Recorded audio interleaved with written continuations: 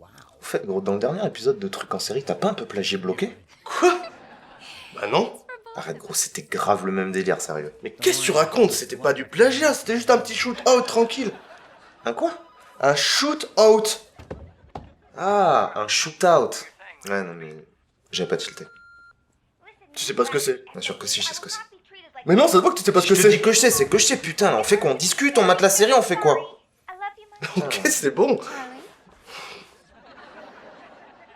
C'est pas la peine de s'énerver, tu sais. Y a pas de honte à pas savoir, c'est ça que je veux dire, quoi. Dans tous Tu les me cas. saoules, vas-y, je me casse, là. Putain. Ne le prends pas comme ça, Morphée. C'était pour rire, reviens, Morphée. Bon, ben, moi, je peux m'étaler. Ah, c'est mieux comme ça. Je sais pas pourquoi il y a toujours autant de monde sur ce canapé, de toute façon.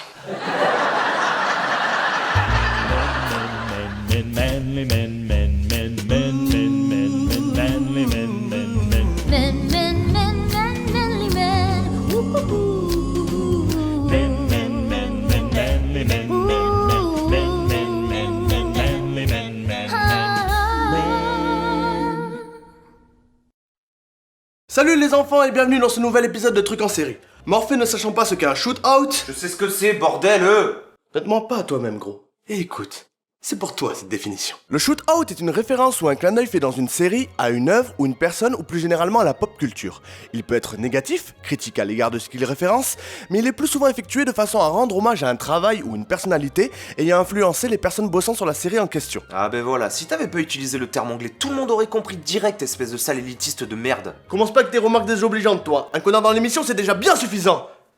Yes, offense Rémi. Ouais. Le shoot-out est forcément intentionnel, c'est ce qui le différencie en grande partie du plagiat, et peut tout simplement être une citation du nom de l'œuvre ou de la personne auquel il est adressé. No, just tell me one thing. Was any of it real? I mean, was Bones just a lie? I mean, do you even like David Boreanaz? L'exemple que vous venez de voir est cependant intéressant car il possède deux niveaux de lecture. C'est avant tout un clin d'œil à la série Bones et à un de ses acteurs principaux, mais le fait que ce soit le personnage de Sydney joué par Sarah Michelle Gellar qui fasse cette allusion n'est pas anodin, et renvoie au fait qu'elle connaît bien David Boreanaz puisqu'il jouait le rôle d'Angel dans Buffy. Mais tu vas nous foutre la paix avec Buffy? Non, mais très bonne question, merci de me l'avoir posée. Le shoot-out n'est pas toujours évident à repérer ou même à capter dans son intégralité. Comme l'expliquait Karim Debache dans l'épisode 10 de son excellente émission Chroma, en plus de renforcer les liens entre l'univers de la série et le nôtre en référençant des choses que nous connaissons, le shoot-out est parfois masqué et récompense le spectateur qui prête attention aux détails, notamment dans le background. Pour illustrer cela, prenons l'exemple de cette scène entre Adam et sa mère Beverly dans la série The Goldbergs. Si on observe le décor, on remarque assez facilement un poster du Retour du Jedi dans sa chambre. Jusque-là, rien de particulier, la série se déroulant dans les années 80 et Adam adorant Star Wars, c'est un shoot-out plutôt convenu. Mais si on observe plus attentivement, on remarque que le titre du poster n'est pas Return of the Jedi, mais Revenge of the Jedi. Un détail qui peut sembler insignifiant, mais qui au final change le niveau de lecture du shoot-out, qui est donc à la fois une référence au film, mais également à son premier titre, La Revanche du Jedi, qui a été changé par George Lucas en personne car il considérait qu'un Jedi ne devait pas chercher à se venger. Le poster est donc en fait un des milliers de posters de ce type déjà édités au moment du changement de titre, et on pourrait pousser le délire encore plus loin, supposant qu'il appartient au créateur de la série lui-même, Adam F. Goldberg, ce qui au final renforcerait le côté autobiographique de la série. Bref, il peut être très sympa d'ouvrir l'œil ou de tendre l'oreille pour repérer les différents shoot-outs d'une série. Vous pouvez même vous amuser à repérer ceux de cet épisode ou des précédents et me les signaler en commentaire si vous le souhaitez. Personnellement, ceux que je préfère sont ceux référençant une chanson. La musique étant ma seconde passion, ça a tendance à grave me parler. Hike, hike, baby. Ouais, génial, mais c'est quoi le rapport avec le thème du jour en fait? Très bonne question à nouveau, Rémi. Putain, t'es on fire aujourd'hui. T'as enfin décidé de participer positivement à l'émission, c'est ça? Non. Ah. Mais va te faire en cul. Le rapport avec le thème d'aujourd'hui est tout simplement qu'il y a un genre de série qui utilise énormément le trope du shoot-out, et ce genre est, je vous le donne en mille, la sitcom. Oh mon dieu! Eh oui, tout est... Tu te fous de ma gueule, tu me casses les couilles depuis le début de l'épisode, et pas qu'à moi d'ailleurs, juste pour ça! Morphée, tu commences vraiment à me saouler. En plus, je crois que t'as oublié que c'était moi le monteur de l'épisode. Ah ouais? Et alors? Ben alors à tout moment, je peux faire ça. Tu peux faire quoi, sale enfoiré, espèce de... Voilà, comme ça on entend plus sa grande gueule. C'est un peu triché, mais j'avais pas d'autre solution que d'utiliser la magie du montage. J'ai entendu dire qu'il existait un mec capable de faire taire n'importe qui en claquant des doigts, mais je crois que c'est qu'une légende. Je pensais donc La sitcom. Le mot sitcom, qui est la contraction de situation comedy en anglais, désigne un genre de série basé sur l'humour et présentant une galerie de personnages, souvent une famille, un groupe d'amis ou des collègues de bureau, dans les mésaventures qu'ils rencontrent au quotidien. Ce type de série ne datant pas d'hier, je suppose, en tout cas c'est mon cas, que si on exclut les dessins animés, elle a souvent été le premier vrai contact de beaucoup d'entre nous avec le monde des séries. Mais oui, parce que la sitcom c'est ça. Dream got broken, seemed like all was lost. What would be the future? Could you pay the cost? You wonder, will there ever be a second time around? Ou encore ça. She was working in a bridal shop in Flushing, Queens, till her boyfriend kicked her out in one of those crushing scenes. What was she to do? Where was she to go? She was out on her fanny. Ça fait plaisir. Continuons. La sitcom, comme tous les genres de séries, possède évidemment des sous-genres, comme la sitcom familiale, la sitcom de bureau, la sitcom fantastique, etc. Mais surtout, elle possède différents styles de production ou de narration dont la description dans le cadre d'un petit historique me semble essentielle. L'origine de la sitcom prend place aux États-Unis à la radio dans les années 20, mais ironiquement, la série télévisée considérée comme la première sitcom nous vient du Royaume-Uni. En 1946, la série Pinwright's Progress débarque sur la chaîne anglaise BBC, coiffant sur le poteau les États-Unis où la première sitcom, Mary Kay and Johnny, sera diffusée en 1947. Mais la première série de ce genre qui va rencontrer un énorme succès, au point qu'elle est encore très appréciée et diffusée de nos jours, est I Love Lucy, qui arrive en 1951 sur la chaîne CBS et va jouer un grand rôle dans la démocratisation de la sitcom et de son premier style de production, le multicaméra. Les bases de la sitcom multicaméra sont les suivantes. Un épisode dure environ 21 minutes si on exclut la pub et est filmé à l'aide de plusieurs caméras, trois normalement, dans un studio devant un public afin d'enregistrer les rires en direct. L'utilisation de plusieurs caméras en même temps est donc justifiée par le besoin d'avoir plusieurs plans d'une même scène tout en conservant la spécificité du direct. Et ce système devient très vite la norme des sitcoms aux États-Unis. Encore aujourd'hui, ce style de production est populaire auprès du public américain, et la sitcom US la plus regardée actuellement, The Big Bang Theory, est produite de cette façon. So, what do you guys do for fun around here? Well, today we tried masturbating for money. On avance de quelques années pour se retrouver dans les 60s avec la naissance du second style de production des sitcoms, le single camera. Comme son nom l'indique, les sitcoms de ce type sont filmés à l'aide d'une seule caméra, ce qui les rapproche d'un tournage plus classique, et les rires ne sont plus enregistrés en direct mais ajoutés lors du montage. Ils finiront d'ailleurs par totalement disparaître avec le temps. Ce changement de direction au niveau de la production s'explique par une envie de proposer quelque chose de plus ambitieux au niveau du format des sitcoms. Plus de lieux, plus de personnages, des effets spéciaux. De nombreuses séries de l'époque furent produites de cette façon, des séries que beaucoup d'entre nous ont au moins vues une fois.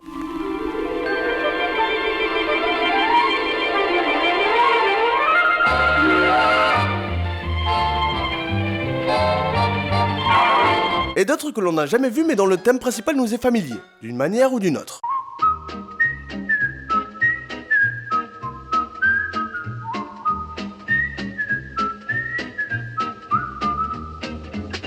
On pourrait se dire que deux styles de production c'est déjà bien suffisant, et cela sera le cas pendant longtemps. Les sitcoms continueront d'évoluer au fil des années, notamment au niveau des thèmes abordés, mais les styles de production resteront à peu près les mêmes pendant cette période.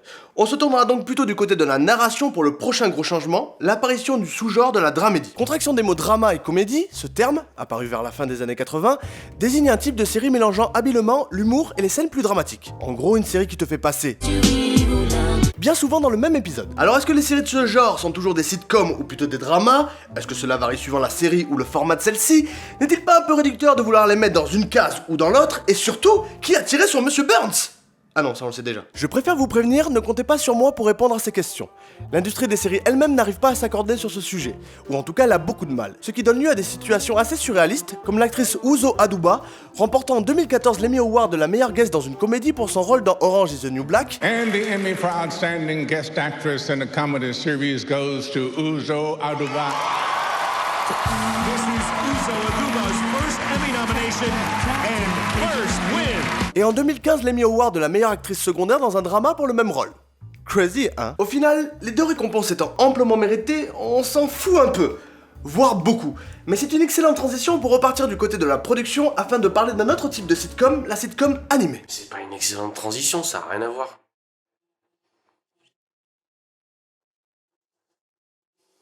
Alors j'aurais pu parler de ce sous-genre bien avant dans l'historique, puisque la première sitcom animée est née en 1960.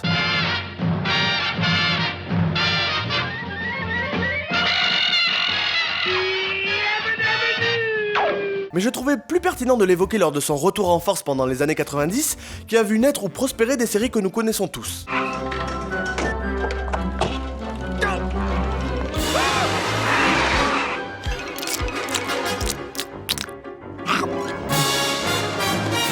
La sitcom animée reprend tous les codes de la sitcom et les transpose dans l'animation. Ouais, c'est pas plus compliqué que ça. Cependant, il est bon de préciser que ce type de format permet de pousser ces codes à son paroxysme, on y reviendra plus tard dans l'épisode, mais surtout, il accorde une plus grande liberté dans ce qu'on peut montrer, certaines choses passant mieux dans un dessin animé que dans une série live. Les rencontres par ordinateur, c'est comme être proxénète, sauf que tu dis moins souvent, je vais te mettre un pain. Bender, c'est n'importe quoi. Qui voudrait s'adresser à toi pour se trouver quelqu'un? Fais gaffe à ce que tu dis ou je vais te mettre un pain. Pour finir ce petit historique composé des types de sitcoms les plus importants à mes yeux, on peut également citer le sous-genre du mockumentary, popularisé par la série The Office qui nous vient là aussi du Royaume-Uni. Sous-genre que je ne décrirai pas ici car il est fort possible qu'il fasse l'objet d'un épisode à part entière plus tard. Donc au final, que peut-on dire sur la sitcom ? Ben déjà que c'est l'attachement au personnage et à l'humour qui prime dans ce type de show. En effet, pendant longtemps, les sitcoms n'ont pas eu d'intrigue s'étalant sur plusieurs épisodes, ou en tout cas c'était très rare. Et ce n'était donc clairement pas la raison pour laquelle le public revenait chaque semaine. Cela changera bien évidemment avec le temps, les sitcoms devenant plus ambitieuses et de ce fait intégrant de plus en plus de fils rouges à leur intrigue. Le format de 21 minutes sera également bousculé avec l'arrivée des sitcoms du câble, qui permettront aussi certaines choses impossibles à montrer sur une chaîne grand public. Take a little pod, put the little pod in the fucking hole, shut the fucking lid, hit the fucking button for 2 fucking seconds. Oh, it's so easy. Too quick, I didn't see it. Mais à l'origine, c'est surtout le fait de voir des gens affronter les mêmes problèmes que soi au quotidien et en rire qui a fait tout l'attrait des sitcoms, rendant ce genre ultra populaire, notamment aux États-Unis. Pour conclure, je ne peux passer sous silence le fait que la sitcom a également permis de faire avancer les mentalités sur pas mal de sujets de société, et continue à le faire encore maintenant, le pouvoir du rire pour changer les choses n'étant plus à démontrer. Bien sûr, tout ce que je viens de dire est loin d'être exhaustif, car j'ai volontairement omis de mentionner les périodes de popularité des différents formats, les noms des nombreux sitcoms ayant marqué leur époque, etc. Mais comme pour les upfronts, vous trouverez quelques sources dans la description pour vous permettre de pousser plus loin le sujet si vous le souhaitez. Maintenant qu'on a bien défini ce qu'était une sitcom, on peut aborder les tropes principaux qui la composent. En effet, la sitcom étant un genre de série, elle est caractérisée par certains ressorts narratifs qui, même s'ils ne lui sont pas exclusifs, occupent très souvent une place importante. On a déjà abordé le shoot-out en début d'épisode, qui est souvent utilisé dans ce cas de figure pour nous permettre de plus nous identifier aux personnages et donc de créer un attachement plus fort avec eux, mais on peut également parler de quelques autres tropes tout aussi importants. Alors on va mettre de côté tout ce qui est parodie et épisodes thématiques qu'on retrouve fréquemment dans la sitcom, pour nous pencher plus sur les tropes suivants en commençant par le running gag. Loupé connard. Le running gag repose sur le comique de répétition.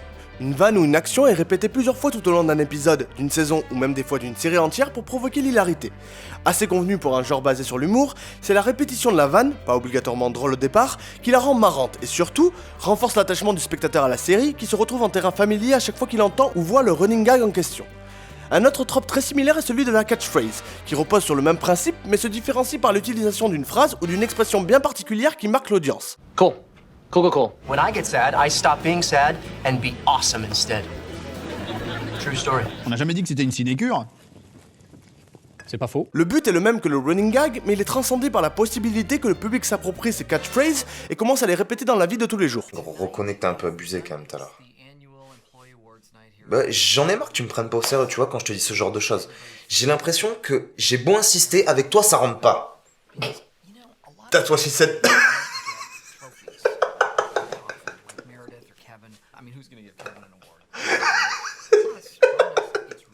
Bon, ça marche mieux si la personne en face connaît la catchphrase. Et qu'elle a pas le somme contre toi, mais ça c'est un détail. Ce qui n'est pas un détail par contre, c'est le trope suivant. Le will day or won't day. On se calme, Damien, c'est chaud à dire. Tout doux. Tout doux. Le will day or won't day consiste à présenter aux téléspectateurs deux personnages qui, malgré leur attirance mutuelle et souvent une tension sexuelle à couper au couteau, prends ça, tension sexuelle. Désolé. Ne vont pas se mettre ensemble pendant une période de temps plus ou moins longue avec la petite possibilité que cela n'arrive jamais. On peut d'ailleurs traduire littéralement ce trope par vont-ils ou vont-ils pas, ou plus précisément par... Non mais sérieusement, vous vous foutez de ma gueule là. Ça fait 6 putains de saisons. Au début c'était sympa mais là ça suffit. Ça se voit qu'ils s'aiment. Alors arrêtez de trouver des excuses pétées pour retarder l'inévitable, ou séparez-les pour de bon, mais prenez une décision, bordel de sa mère la pute. Bon, cela étant dit, la traduction littérale marche aussi. Alors pour les personnes familières avec ce trope, vous savez pertinemment qu'il est beaucoup utilisé dans les séries et pas seulement dans les sitcoms, donc pourquoi le mentionner ici? Ben pour deux raisons en fait. La première est que ça me permet de vous parler du syndrome Clair de Lune. Clair de Lune, ou Moonlighting en VO, est une dramédie américaine datant de 1985 qui a notamment révélé Bruce Willis à une partie du grand public, Die Hard enfonçant le clou quelques années plus tard. Alors pour vous parler du syndrome Clair de Lune, je vais forcément devoir vous spoiler une partie de la série. Mais bon, c'est rien de bien méchant au vu de l'évidence du spoil, et même moi qui n'ai pas vu un épisode, cela ne m'a pas dérangé de l'apprendre. Ah parce que maintenant tu parles aussi des séries que t'as jamais vues. Oui. Who shot ya? Separate the weak from the ops. Leap hard to creep them Brooklyn streets. Ce syndrome désigne en fait la grosse perte d'audience résultant de la mise en couple de personnages impliqués dans un vont-ils ou vont-ils pas.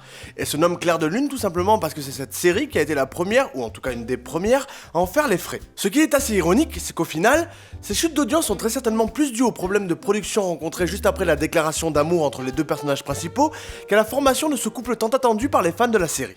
Mais cela fut néanmoins suffisant pour parler de malédiction et pour impacter l'écriture des romances suivantes par des scénaristes voulant éviter le piège du syndrome Clair de Lune, n'hésitant pas des fois à étirer l'intrigue amoureuse le plus longtemps possible au point d'en arriver à pénaliser les personnages impliqués. Ça c'était la première raison, qui est en fait une excellente transition, et oui ce coup-ci c'est une excellente transition, ferme bien ta gueule Rémi, pour vous parler de ce qui est à mon sens le trope le plus important dans une sitcom, le statu quo. Quand même pas un petit effet. Putain, elle est vraiment cheap cette émission. Bon, soyons clairs, toutes les séries possèdent un statu quo. Je dis bien toutes. Il peut être brisé assez rapidement, c'est notamment le cas dans les séries très sérialisées, mais elles ont toutes un postulat de départ qui va devoir être géré par les scénaristes lors de l'évolution de l'intrigue. Cette gestion est d'ailleurs très importante, car si on grossit le trait, c'est bien souvent elle qui va différencier les bonnes séries des moins bonnes séries. Tu avais si bien commencé. Pourquoi? Comme je vous l'ai dit plus tôt, pendant longtemps la sitcom n'a pas eu de fil rouge, et encore maintenant ce n'est pas quelque chose de si répandu que ça dans ce style de série. Dans la plupart des cas, elle se concentre plus sur son timing comique et la caractérisation de ses personnages, tout en conservant au maximum son statu quo bien souvent établi dès le premier épisode. Mais c'est quoi exactement le statu quo dans le cadre d'une série? Plus les choses changent, et plus elles restent les mêmes. C'est de moi. Bon, ok, c'est pas de moi, mais cela illustre plutôt bien le principe que dans la plupart des sitcoms, rien ou presque ne change. D'ailleurs, avez-vous remarqué que lorsqu'un changement un peu trop drastique survient dans un épisode, il est quasiment à chaque fois invalidé à la fin de ce même épisode? Et ceci est d'autant plus flagrant dans le sous-genre de la sitcom animée. Souvenez-vous, je vous disais qu'elle avait pour particularité de pousser à son paroxysme les codes de la sitcom, et c'est particulièrement vrai dans le cadre du statu quo, pour deux raisons assez évidentes. Le temps et le réalisme sont des notions somme toute assez relatives lorsqu'on parle de sitcom animée. Les enfants ne grandissent pas, les adultes ne vieillissent pas, quel que soit le nombre de fois où Homer sera viré de la centrale, il y sera toujours de retour dans l'épisode suivant, bien souvent sans explication, et malgré toutes les fois où on lui a prouvé qu'il avait tort, Stan conservera sa vision du monde étriquée et plutôt réac sur les bords. C'est l'avantage de l'animation qui n'a pas besoin de faire de grand écart pour maintenir son statu quo. Vous savez, ce genre de grand écart qui impacte le développement des personnages. Modern Family.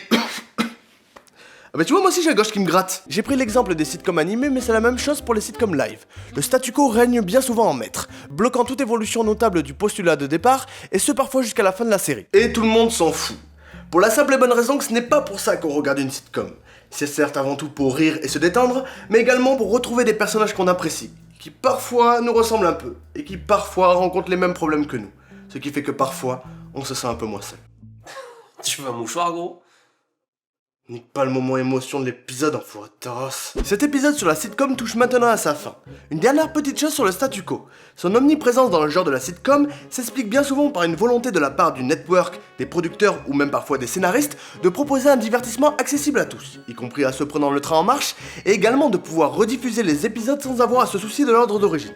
Et oui, il y avait forcément un peu de business là-dedans. Il est à noter que cela fait un moment que certains prédisent la fin de ce genre de série, pour des raisons diverses et variées.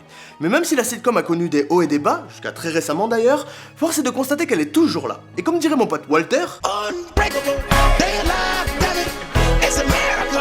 En tout cas, j'espère que cet épisode vous a plu et que vous avez appris 2-3 trucs sur le sujet.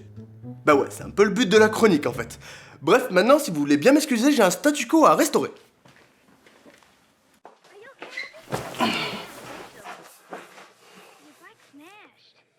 Bon, j'avoue, je suis désolé gros pour tout à l'heure. J'aurais pas dû te charrier. Sans rancune? Allez, fais pas la gueule, j'ai dit que j'étais désolé. Qu'est-ce que tu veux de plus? Tu veux pas une pipe non plus? Ah, t'inquiète, qu'on s'est oublié, pas de soucis. Ah, nice. Mais avoue quand même que tu t'es un peu emballé. T'es sérieux là? Non mais, t'as vu, je me suis excusé. Donc tu pourrais aussi reconnaître que ta réaction était un petit peu exagérée, c'est tout. Mon gars, c'est toujours la même chose avec toi. Tu peux pas t'empêcher d'être un connard, même quand tu t'excuses, quoi. Ah non mais attends, tu vas rester calme, hein. C'est toi le connard, enfoiré. Ah ouais, c'est moi le connard? Ouais, t'es un connard, ouais. Un gros connard, même. Ah ouais, putain, je te fais venir. Moi, je viens, je suis là, je te prends du temps. T'as juste à prendre ton texte. Non, attends, c'est mon émission, t'es là, tu la sabotes. Si j'avais su, j'aurais bien accepté la fille. Apprends ton texte et arrête pas en tête. Mais pas te faire enculer, putain, ça je te dis, ça. Toujours la même chose.